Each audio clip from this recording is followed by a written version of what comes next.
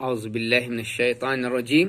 آسان قاعدہ کا سبق نمبر 11 اور صفحہ نمبر ہے 28، جس کا نام ہے تشدید۔ ہدایت تین دندانی والی اس علامت کو تشدید کہتے ہیں۔ جس حرف پر تشدید ہو اسے مشدد کہتے ہیں۔ تشدید والا حرف 2 مرتبہ پڑھا جاتا ہے، ایک مرتبہ پہلے حرف کے ساتھ اور دوسری مرتبہ خود اپنی حرکت کے ساتھ پڑھا جاتا ہے، جیسے اب وغیرہ۔ نوٹ یاد رہے، نون مشدد اور میم مشدد میں ہمیشہ گنہ ہوتا ہے۔ گنہ کی معنی ناک میں کے بانسا میں آواز لے جا کر ایک الف کی مقدار کے برابر پڑھا جانا ہے۔